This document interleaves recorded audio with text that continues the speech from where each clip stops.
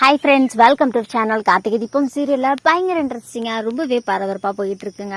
So என்ன நடந்துட்டு இருக்கு அப்படின்னு பார்த்தீங்கன்னா, தீபா கண்ணு முன்னாடியே இருந்தோம் கார்த்தியால கண்டுபிடிக்க முடியலை. ஸோ தீபா கட்டி போட்டு வச்சிருக்கா அந்த ஒரு இடத்துக்கு வந்து பார்த்தீங்கன்னா கார்த்தி அப்புறம் போலீஸ் எல்லாமே வந்துடுறாங்க. ஸோ எல்லா இடத்துலையும் தேடி பார்க்குறாங்க. ஆனால் அங்கே என்ன நடக்கு அப்படின்னு பார்த்தீங்கன்னா, தீபாவோட வாயையும் கையையும் காட்டி ஒரு இடத்துல மறைச்சு வச்சதுனால தீபாவால் சத்தமாக கத்த முடியலை. ஸோ அதனால அங்கே என்ன நடக்கு அப்படின்னு பார்த்தீங்கன்னா, எல்லா இடத்துலையும் தேடி பார்த்துட்டு அங்கே தீபா இல்லை அப்படின்னு சொல்லிட்டு அங்கே இருக்க போலீஸ் வந்து பார்த்தீங்கன்னா கிளம்பிடுவாங்க. தீபா அங்கே தான் இருப்பாங்க. ஆனால் தீபாவால் ஒன்றுமே செய்ய முடியாது.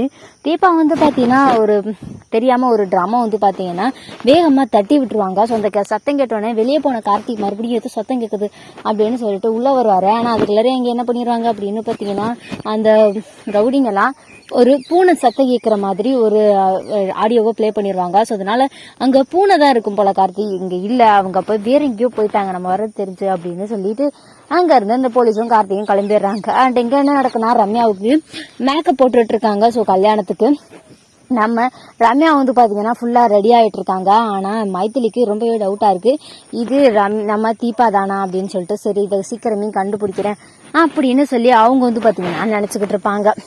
அண்ட் அதுக்குள்ளார இங்கே என்ன நடக்குதுன்னா, கார்த்தி மண்டபத்தில் இல்லைன்னு சொல்லிட்டு எல்லாருமே கேட்டுக்கிட்டு இருப்பாங்க.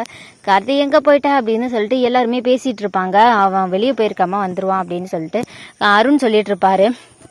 அண்டு அதுக்கப்புறம் என்ன நடக்கும் அப்படின்னு பார்த்தீங்கன்னா, நம்ம கார்த்தி வேற ஒரு இடத்துல தேடும்போது இங்கே என்ன நடக்குதுன்னா, தீபாவை ஐயோ இங்கே போலீஸ் வந்துட்டாங்க, கண்டிப்பாக அவங்க இங்கே மறுபடியும் வர்றதுக்கு நிறையவே சான்சஸ் இருக்குது, இவ வேற சத்தம் போட்டு காட்டி கொடுத்துருவா போல, முதல்ல நம்ம இங்கே இருந்து கிளம்பி போயிடலாம் அப்படின்னு சொல்லிட்டு தீபாவை அப்படியே தரன்னு இழுத்துட்டு வேற ஒரு இடத்துக்கு கிளம்பி போகிறாங்க. அப்போ ரம்யாவுக்கு கால் பண்ணுறாங்க. ரம்யா வந்து பார்த்தீங்கன்னா பேசிக்கிட்டு இருக்கும்போது எல்லாத்தையுமே நம்ம மீனாட்சி கேட்டுறாங்க.